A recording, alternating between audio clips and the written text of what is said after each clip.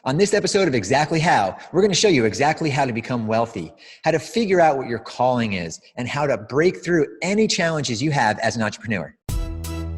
You're listening to the Exactly How podcast, where you'll hear the underground, closely guarded wealth building secrets of successful people around the globe. Discover exactly how to improve your mental, physical, and financial health. Feel better, make more money, live, give, and prosper in today's exciting, fast-paced world filled with opportunity for those who know exactly how. Hello, everyone. Welcome to the Connected Investors podcast, Exactly How. During this episode, you're going to discover exactly how to become wealthy. For those of you who are new, my name is Ross Hamilton, today's host and CEO of ConnectedInvestors.com. Today, we have the privilege to learn from a guy who has built some of the biggest businesses in the real estate education industry. Prior to his current career as both a real estate investor and builder of companies from scratch, he used to actually work at a slaughterhouse.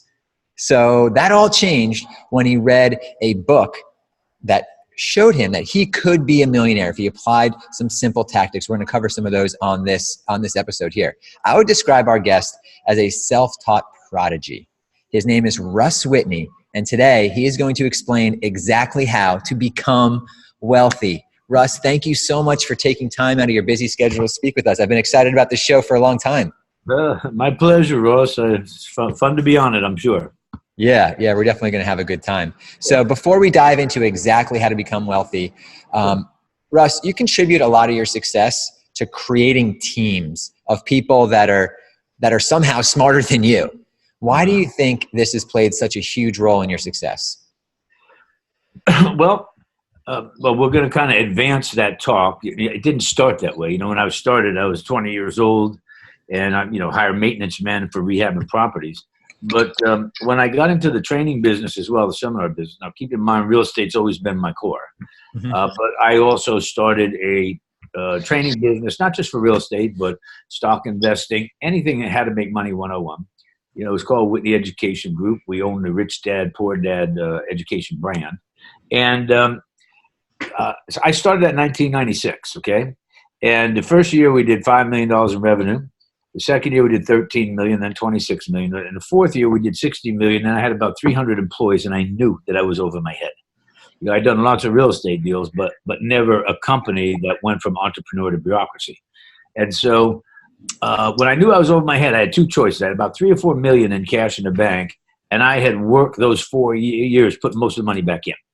So I had a choice to take 3 or 4 million out, or to take that 3 or 4 million and upgrade the staff that we had. What I decided to do is this. At 60 million, I wanted to go to $150 million in revenue, and I knew I was going to need some guidance. So what I did is I hired a headhunter who went out and recruited executives from General Electric, PepsiCo, Kraft Foods, Fortune 500 companies.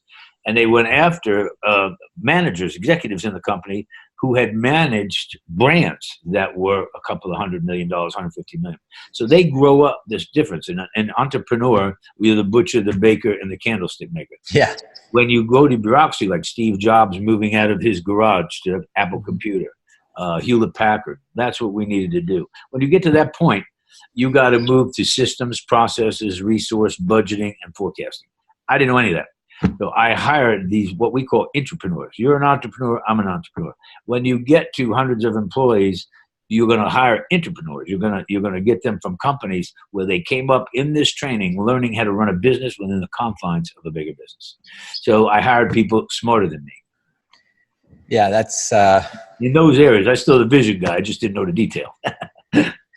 Yeah, it's really important to always surround yourself with people that have done what you're trying to do. And that's exactly what you did. You said, hey, I haven't done this before. I don't feel like learning it. I don't have time to learn it. I mean, your growth was phenomenal. So to keep that pace up, you don't have time to learn. You have to bring people on that are already in the game. So keep in mind, when I hit the 60 million, I brought the executives on. The following year, we did 90 million, 120 million, 160 million. From 2000 to 2006, we had over 60,000 people, 60,000 people a month registering for our training events, live events in hotels. So we were doing 500 live events a week. Wow. That is a really big operation. Not Yeah. bad for a high school dropout. Not, not bad for a slaughterhouse worker. You were killing it, just something else.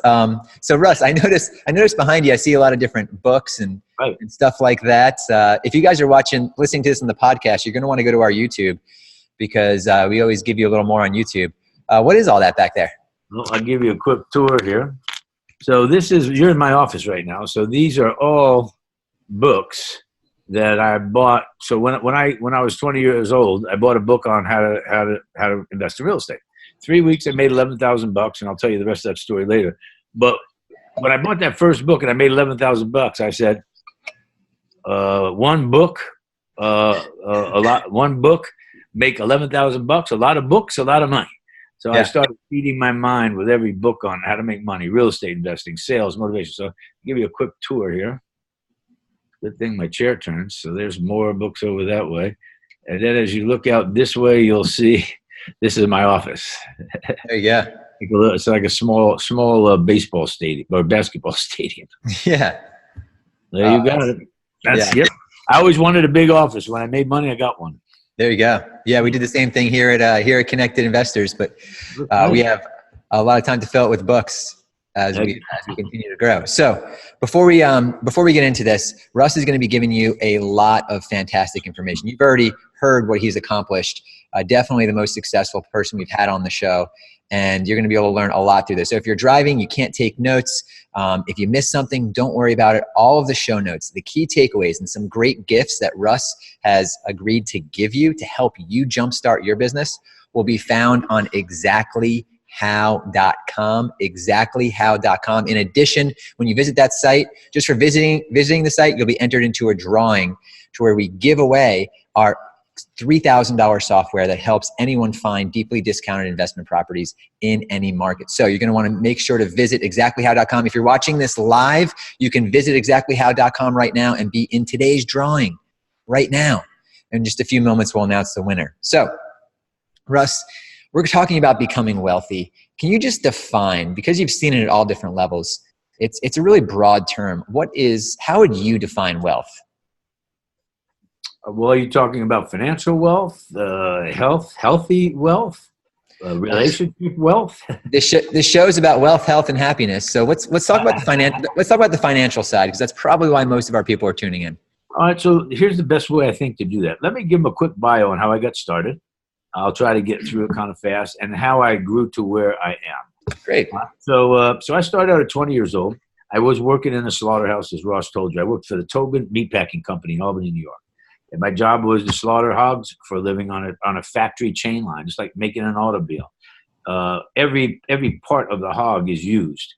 Right onto the pituitary gland is made into penicillin.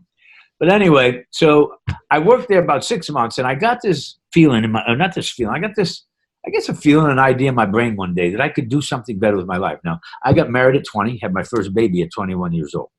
So here I am, 20 years old, baby on the way. And I can't exactly remember how it happened, but somehow I got literally an entrepreneur magazine in front of me. And I didn't know anything about business. My family was all blue collar. You know, I quit high school in the 11th grade. And so I started looking through this entrepreneur magazine, and in the back of the magazine, now you see this all over the internet these days, but the back of those magazines had all the how to get rich ads. Mm-hmm. I started sending for all of them: Duraclean, Johnny King, how to stuff envelopes and make $300,000 a year for the rest of your life without getting out of bed. I almost wish that one worked. None of those worked for me, though. And so one day, I sent, it was a $10 book called Financial Genius, written by Mark Harrelson, who became a mentor for me. And this book, it didn't have any magical answers, but had a concept. Simply said, if you go to an area of town and look for properties that are in run-down, beat-up shape, paint them, clean them, jazz them up cosmetically, you could force the value. It also showed me that I could figure out whether these properties would make money or not before I ever bought them. Now, I focused on multi-unit residential. None of this flip this house, flop that house. You know, if one of those came along, it was a good deal, fine. But I wanted to build long-term recurring revenue. And so you take a duplex, you add up each side, let's say it rents for $1,000. So you got $2,000 coming in. You deduct your projected tax, insurance, water, sewer, maintenance, and vacancy. And if there's money left over, that's positive cash flow. Well, I got that. It was simple. But here's what drove me. See, I had a lot of people in my life tell me I was nothing, nobody. I was never going to amount to anything. What this book said that caught my attention was that if I followed these steps in this book, I could become a millionaire. That's what I latched on to. I wanted to be a millionaire so bad to show all those people who said that I was nobody and nothing, I was somebody. Now, 2 years later, so 2 years after I bought that book, I had accumulated enough properties to quit my job. So I was financially independent. Wasn't rich, about $1,500, $1,800 a month coming in so I could pay my mortgage payment, car payment, put food on the table without having to go to a job. 4 years later, at the age of 27, I was written up in a number of national publications as one of the youngest self-made millionaires in the United States. I've written 30 books, 3 New York Times bestseller, and I'm going to give your listening audience access to our membership site, and I'm going to give it to them for free so they can go look at it. There's over $50,000 worth of training. 3-day trainings out in the field, looking at properties, buying properties, sales, communication, negotiation strategies, business strategies. A lot of this is video, it's audio, there's manuals, so they can navigate all around this thing. It'd take you 2 years to get through the membership site. That's how much fun. It's all the books. It's all the books behind you. Your spin on all of that and everything you learned through all of your real estate investing, business growing, the ups, the downs, the lefts, the rights. Thank you so much for providing that to our members. Your members can find that, Bill. It's at orderrusswhitney.com. Yep. Orderrusswhitney.com. Huh? Oh, it's $1. It's not free. It's going to cost them $1. Oh, well, you got to throw at least a little bit. You got to throw something in the hat. Well, yeah. You know what? You would give somebody something for totally nothing, they don't usually respect it. Exactly. It also, they have to fill out their little name and all that other stuff in there. Yeah. So they got to do a little work to get the $50,000 of free product. But that's no hype and no baloney. It's unbelievably robust content. Yeah. So anyway, then I moved to Florida, and I sold my properties in upstate New York is where I was. And I moved to Florida with my family when I was 25. And quickly, the management company I sold the properties to defaulted on the mortgages. So here I was in Florida. I took low down payments, not a lot of cash, but I had this big payment coming in. And they stopped paying it. I had 2 kids now, panicked. I had to go get a job. So I got a job selling vending machines. And I hated it. I was going to do it for about 30 days. And I said to myself, what are you doing? All the money you made is in real estate investing. You did most of it for no money down. You know which properties were easiest to buy, which had the most cash flow, where you could get seller financing. And I sat down and I mapped out a plan on how I would use that experience to amass the most amount of cash flow in the least amount of time without having a lot of cash or credit here in Florida. I'm in a totally new place. Now, on the website, if not, they can go to support@russwhitney.com. That ended up to be a book because I ended up with $1,000 buying $4.7 million worth of real estate in 18 months. Now, you started with $1,000. You ended up with it. In Florida, I had to start all over again because I was broke. All my money was tied up in these mortgages in New York. Yeah. So, yeah, I wrote this plan on how I was going to amass the most amount of properties in the least amount of time without a lot of cash or credit. And starting with $1,000, within 18 months, I had amassed over $4.7 million worth of income-producing property with over $10,000 in monthly net cash flow. It's possible, people. It's possible. Let me show you. Here's how possible it is. That whole story, property for property, deal by deal, is documented in this book, which is a Wall Street bestseller, Business Week bestseller, Amazon. I'll make sure that's on your page on the Exactly How, exactlyhow.com. By the way, this is not self-published crap, you find. This is published by Simon & Schuster, the largest publisher in the world. They give me over a 6-figure advance to write this book. It's really good. It's in layman's terms, very easy to read and understand. So anybody who's a beginner, I'd recommend that. Great. And there's a follow-up home study course. When they go to orderrusswhitney.com, they get a whole home study course with over 10 hours of audio training, manuals, etc. Yeah. Awesome. Well, Russ, I appreciate you kind of breaking down your journey and how you jumped into real estate. You did well for a while, kind of fell back down a little bit. You picked yourself back off, dusted yourself off, and kind of shot straight up after that. That is the trajectory. That's the path that a lot of entrepreneurs go through. So when you get that first punch in the gut, that's just the universe kind of testing you, saying, hey, are you worth this? And you got to get up and you got to keep pushing. The gift of life is in the struggle. if we didn't have struggles, we'd have no reason to be more patient, more tolerant, more kind, no reason to let go of resentments. We definitely have no reason to try to be better people today than we were yesterday. So God created this lifetime with struggle. It's never going to stop. Ross, if I was in a room with 5,000 people, which I've been many times, I said, how many people in this room, raise your hands, if you're either in the middle of a crisis, coming out of a crisis, or about to go into a crisis? How many would raise their hand? How many would raise their hand? Yeah. Every person in the room would raise their hand. Absolutely. So when I say the gift is in the struggle, we don't get the next gift until we master the last struggle correctly. Yeah. There's a story about this woodsman walking through the forest, and he sees a cocoon fall out of a tree, and he sees the caterpillars trying to bust their way out. So he carefully takes his buck knife, opens it up. 30 beautiful multicolored butterflies come out of that cocoon. And promptly, all 30 drop to the ground and die. And the reason they died, they needed their struggle inside that cocoon to have the muscle to survive on Earth. Does that make sense to you? Yeah. So if you don't have struggle, you're not doing anything. Yeah. Whenever you look back on your life and you think about those times, you think about those times where you kind of came out of a struggle and how good that felt. And, if you're going through hell, don't stop. Keep going. One of my favorite quotes. There's a good ratio that I like to tell people. It's a baseball ratio. Some of the best batting averages in baseball history are 300. If you've got a 300 batting average in the pros, you probably got a $5 million plus contract. Well, here's what a batting average of 300 means. It means you get up to bat 10 times, 7, you're out. Fly out, strike out, pop out, sit down. You failed. 3 out of 10 is a $5 million contract. And so I'm telling you right now that you cannot have success without failure. And if you're not having some failures, you're not doing enough. Yeah. You got to do every day. Get up, show up, suit up, bring your common sense, your intelligence to the game, tie your shoelaces, get back in the game and hit it again. The only way you lose is if you quit. Yeah. The person who tries and fails is 10 times more than the person who never even tried. So that's really important. Russ, I didn't come from the same background as you, but I had a similar upbringing in just trying to make something out of nothing and trying, falling, and then all of a sudden you make it on the other side of that.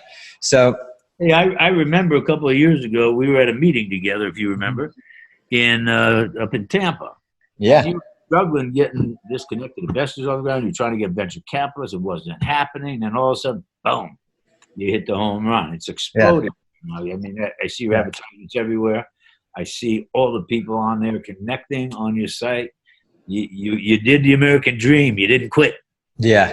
It's funny because one of the books that kind of got me into the game, actually, Russ and I are connected in a weird way here. I was a BMX rider. I thought I was going to be a professional BMX rider. I rode with the best people in the world. Broke my leg really, really bad. Couldn't ride for over a year. And I had to go to Barnes & Noble and kind of figure it out. And I picked up a book, Rich Dad, Poor Dad.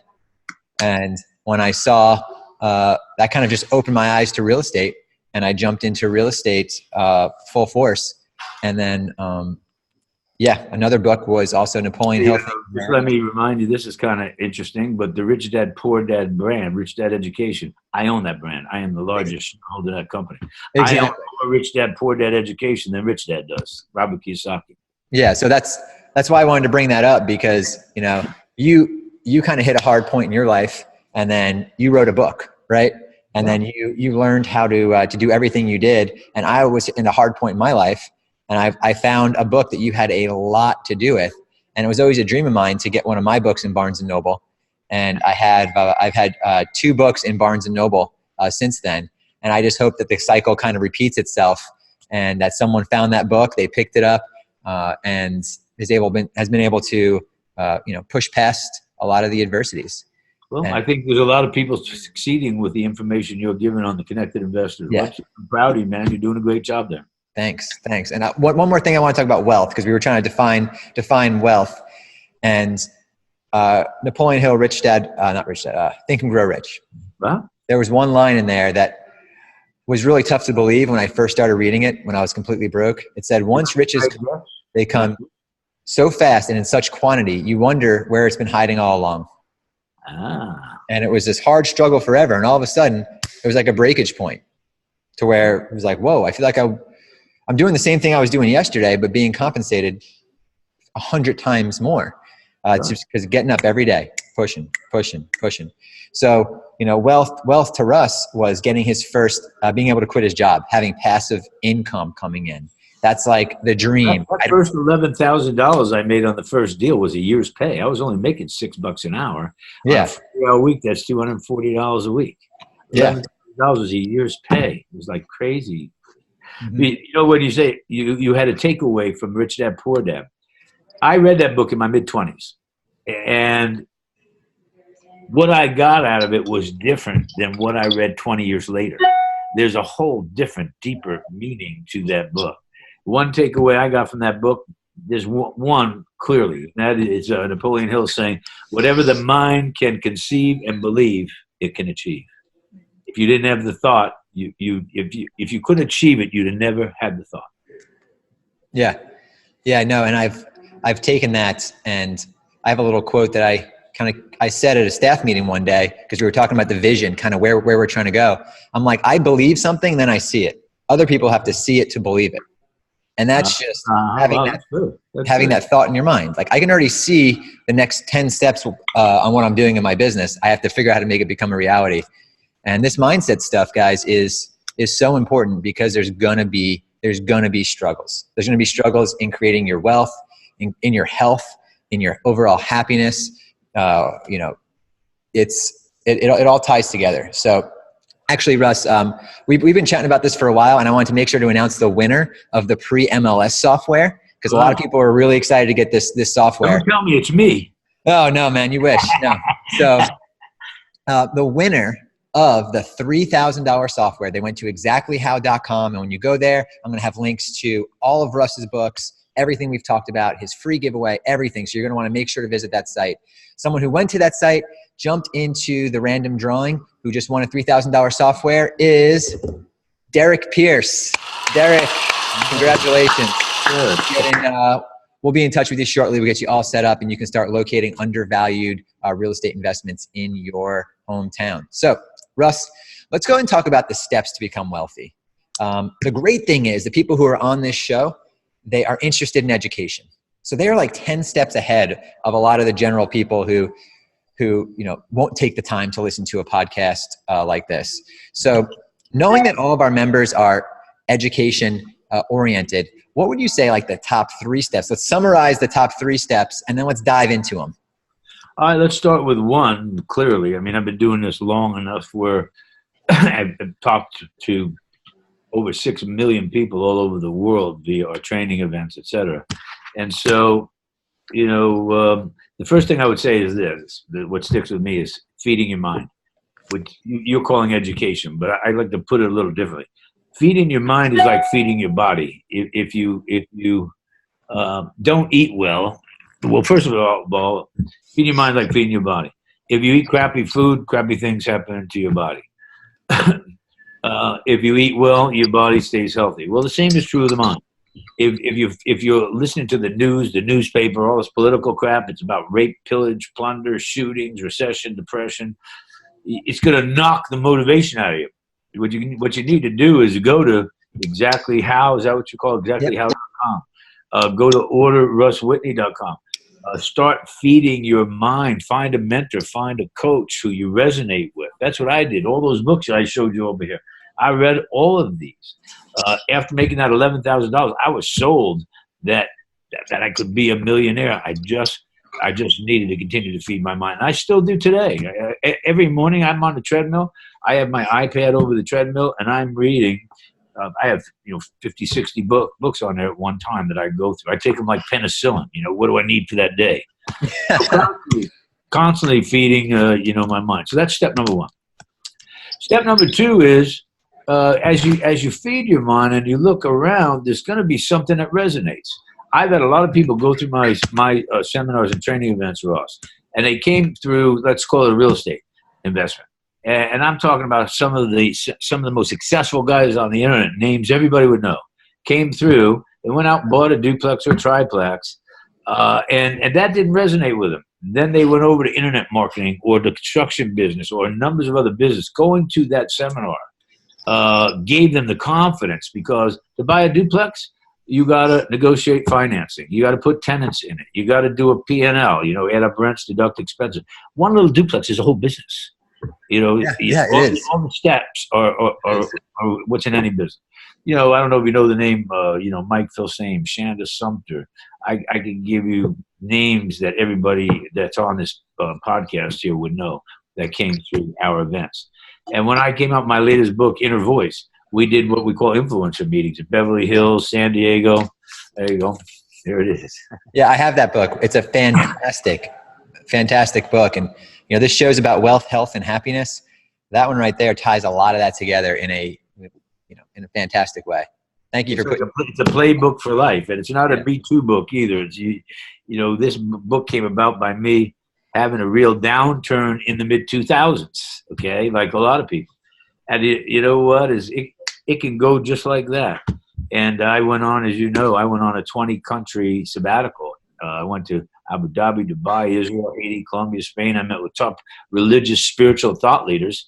And I learned things that I'd never heard before, as exposed as I was to business and travel. So this book is not a religious book, but it doesn't conflict with religion. It's not a book about money or success, but it's everything about it. Everything about it. Especially if you're over 35 years old, this is a playbook. It's going to show you where all the mistakes are and how to avoid them. And I don't give advice or opinions. I give experience. Did I have an experience like yours, failure or otherwise? If so, what did I learn on that journey that taught me how to handle it differently, and why is my life better because of it? That one is a must-do. Yeah. So that's step 2, I guess, is finding. Russ, actually, what I want to point out to everyone is the same way you went about business, you went about your spiritual journey the same way. Yeah, you found the best business people. You went all in. You found the most spiritual people you could find. You went all in. Travel all around the world. So it's how you do anything is how you do everything. Yeah. And it's 5 years, I spent 25,000 hours learning what a spiritual life is about. In other words, how to avoid anger, anxiety, frustration, fear, and doubt. How to build on the power of humility, tolerance, patience, kindness, letting go of resentments and forgiveness. And I found them way powerful than in my younger years, where I was fighting for everything. Everybody talks about win-win, but really they're working on win-lose. You know what I mean? This is when you start to hit 40, you experience mortality. And now into the second half. What happens when the lights go out? Was my life, is there a song that I was supposed to sing that I didn't sing? Yeah. That's probably true. This book will wake somebody up. It will also show them how to find their purpose. People get it backwards. People say, "Oh, find something you're passionate about and do that, and you'll get wealthy." That's not how it works. You find something that fits your purpose, what you're here on earth for. And this book explains how. And then you build a passion as you start to succeed. You know what I mean? You don't get passionate about something and then success just springs on. You can have all the same struggles. Finding purpose is how we build our passion and get to success. And purpose, this is more than we can say on the show, but purpose is generally built from childhood wounds. I had a rough childhood, so people say, "Well, what's your purpose?" Well, I developed, real estate was something that made money for me, and it can make money. I found a purpose in that, and that was to provide decent, safe, and affordable housing for low-income people. When I went on the second journey, why are you in the seminar business? I was always confused about that too, and I loved it. I love connecting with people and sharing that story and seeing people get hope. And what I realized is that I have a very selfish need to help and save other people, because nobody was ever there to help and save me. That's what drives me. Yeah. It's the childhood development.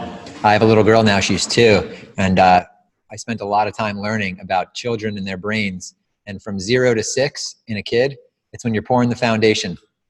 So if you had some tough times after that, you're just building off the foundation. So it's really cool to hear your story, Russ, and how this all makes sense. A lot of people. Here's something bright for you. We bring that up. I read a study one time, because I wanted to get better at giving the hope and presenting hope and how it really works. I read that the average child is told the word no 180,000 times by the time they're 12 years old. Think about it. No, no, no, don't touch that. No, no. You hear that no so many times. No wonder people all screwed up. That is interesting. You know, so many people, as far as like the spiritual side of their life or that the happiness side, they think I'll make money first and then I'll go on that journey. And you know, the quote "now or never" means a lot more when you really look at it. If you're not doing it now, you're never going to do it. So don't put something off till tomorrow. If you could, when you visit Exactly How, you have a link to that book, buy that book, and just start implementing these things today, because there's only today. So, Russ, there's a funny addition that I'm just going to lay it on you. Yeah, please. I'll do a seminar and I'll present real estate, the step 1, 2, 3, and how to get started in real estate, and then I'll do inner voice. By and large, people at the seminar will come up to me once it's done and say, "Oh my gosh, that inner voice, Russ, I need that. I know I need that. Wow, that has been it's an amazing message. How do I buy your real estate home study course?" So just what you just said, they want to get rich first, then fix themselves. That doesn't work that way. But you don't have to totally fix yourself first either. You can do them in tandem, but you can't do one without the other. You can make progress or you can make money, but you make progress, you can make money. I suggest you make both, huh? Yeah, exactly. You wind them together. You do the spiritual side and the motivational side. There's 2 pieces to motivation. You know, the rah-rah, say the affirmations, and kind of the Tony Robbins thing, which Tony Robbins is the first testimonial in my building well built, by the way. But that's the fake it till you make it. That's a start. It's a place we have to pass through. But there comes a point where we have to start making change from the inside out, not the outside in. Yeah. And it's really interesting, because you're like, first you have to free your mind, then you have to kind of look for the signs, look for where you might fit in. And the affirmations that you do, I used to, try to constantly do those affirmations, and I never really bought into it. My mind knew I was messing with myself, but then someone gave me a little hint, and they said, don't say, "Hey, Ross, you are successful. You are happy." Ask yourself a question. Be like, "Hey, Ross, why are you so successful? Why are you so happy?" And by asking yourself that question, it's kind of like when you get a car, you start seeing that car everywhere. Your mind starts to try to fill in the blanks. Well, why am I so happy? And you reprogram your mind, like you said, Russ, getting out of the news, getting out of all that garbage, to look for these other things. And then stuff just starts coming together in a really interesting way if you're able to do it long enough and turn it into a habit. So let's say they free their mind, they're looking for the signs. I mean, step number 3 for someone who really wants to become wealthy, I guess, financially and in their chest. What would you say a big next step is? From where? A big next step from feeding the mind, and you're feeding the minds. You're open to new opportunities. You're trying things out. What would you say kind of a next step would be? What I would say, is something I gleaned from Jim Rohn. Don't sit on the fence, because while you sit on the fence, the clock keeps ticking, and our life is used up with every tick of the clock. The guy says, "Well, what if I get off on the wrong side of the fence?" Don't matter, just get off. Wrong decisions only give you better experiences to make better decisions. So don't see how many you get out of, see how many you get into. Yeah, it's kind of like the quote: "If you're ready, it's already too late." Yeah. Good. They have that. Something, even if it's wrong, like I say, wrong decisions going to make them. Don't be afraid of them. They're going to give you the better experience to make the better decisions. So basically, taking action. Sure, get up to bat, just like the baseball analogy. Babe Ruth, he was a big home run hitter, but he was also had the most strikeouts. Mm-hmm. He would strike out, he'd go back to the dugout with a big smile on his face. It'd make his teammates mad as hell. They'd say, "Why are you smiling? You just got it out." Babe Ruth would say, "Because I'm not much closer to my next home run." Knew he couldn't have a home run without getting some outs. Yeah.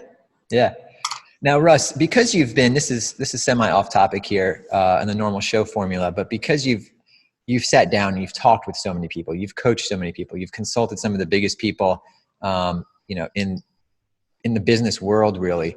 When you meet someone and you're talking to them, what are the common excuses that you hear or personality traits that you see that are just toxic to someone in actually making it happen?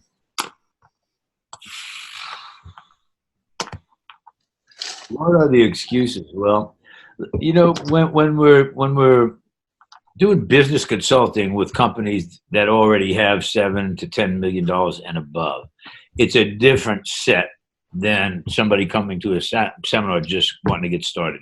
The opportunity seeker. And, people should be a little skeptical because you got a lot of crap on the internet. You got a lot of crap everywhere. You got bad doctors, bad lawyers, good lawyers. You're going to have crap. So you got to sift through and look for somebody that you know is reputable. And the excuses are generally at the end of a seminar. It's funny because people say, oh, you're just trying to sell me some training, or you're just trying to sell me a home study course. Well, duh.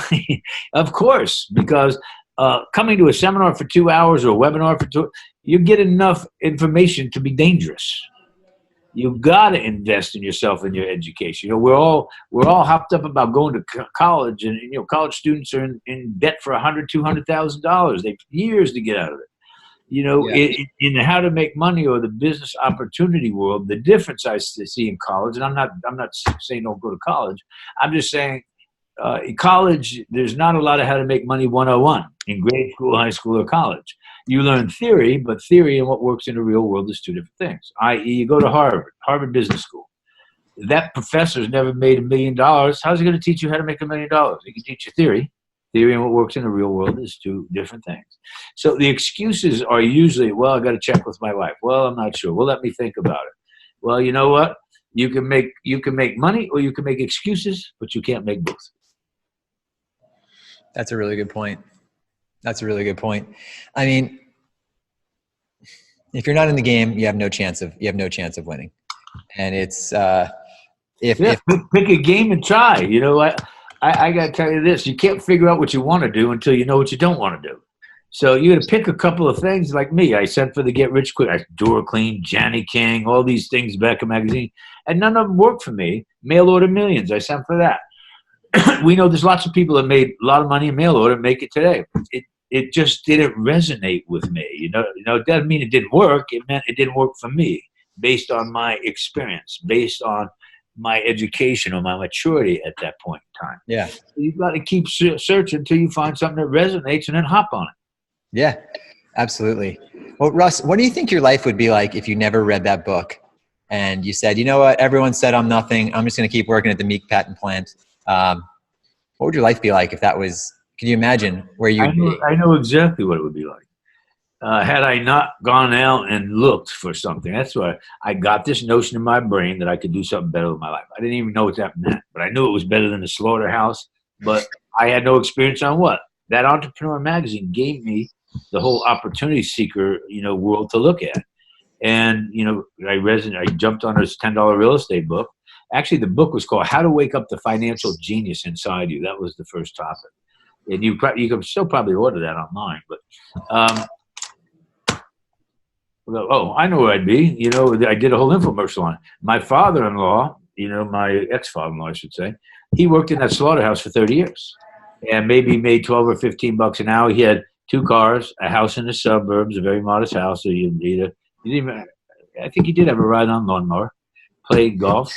And so that was my dream. When I worked at the slaughterhouse, everybody at Tobin Packing, it was a union job, man. Everybody stayed there 30 years, retired, you get to watch, or a pension, which most people didn't get those. You don't see those anymore.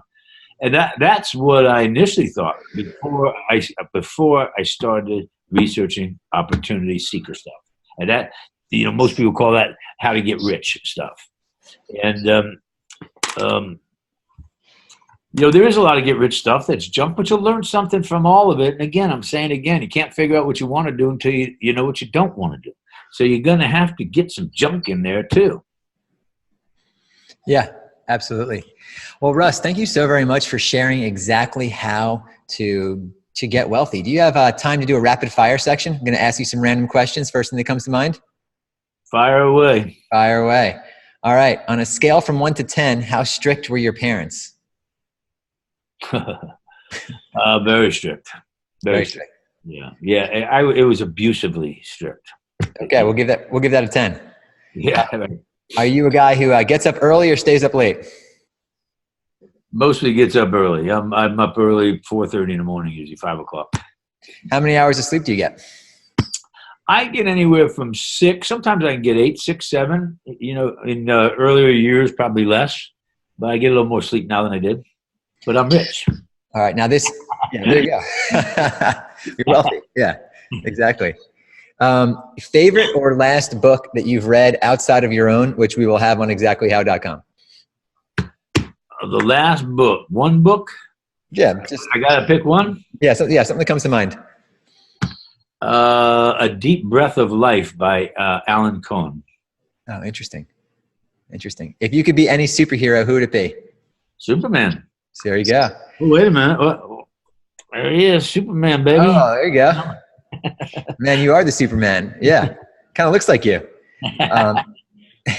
What is something you think everyone should do less of? What they do less of? Eat bad foods. Don't eat bad foods. What's something everyone should do more of? Exercise. Will people live on Mars in your lifetime? Well, let me see. If you believe Dave Chappelle, yeah. All right. Bitcoin, bang or bust? If you hear his skit on Dave Chappelle being the president of the United States, it's hilarious.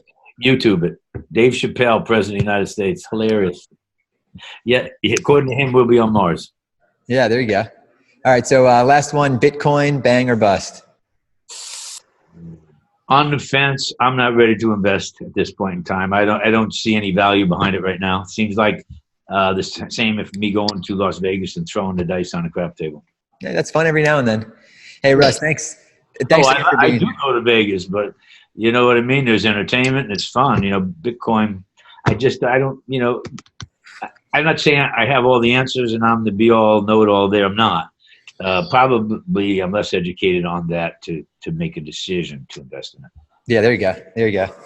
Well, thanks again for being on the show. Everyone, all of the show notes, all of the resources that Russ mentioned, all of the books, the key takeaways can be found on exactlyhow.com. You're going to want to go there, enter yourself into the contest, and throw $1 in to Russ and take a look at what he has. Order RussWhitney.com is where they have to go. Yeah, $50,000 in education just sitting there for you to go through. Say it'd take you 2 years to get through, but it could be a fantastic way for you to start dipping your toes into the water, to start experimenting with different aspects of your business and learn from someone who has started from the bottom and went all the way to the top and has helped so many other people do it. So thanks again, Russ, for being on the show, and I'll see you in the next episode of Exactly How.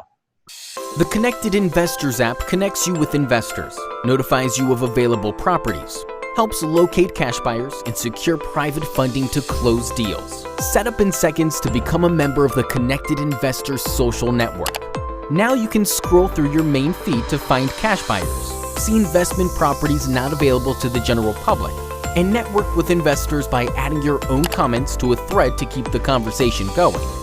The Control Center is your connection to add properties to sell, start new discussions, connect with local investors, and even find private funding. The Notifications tab will keep you alerted to new investment properties and offers. You'll also find new friend requests to connect directly with the community to build your network.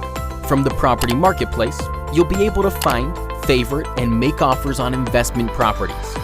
Download Connected Investors today to find, figure, fund, and flip investment properties on the go.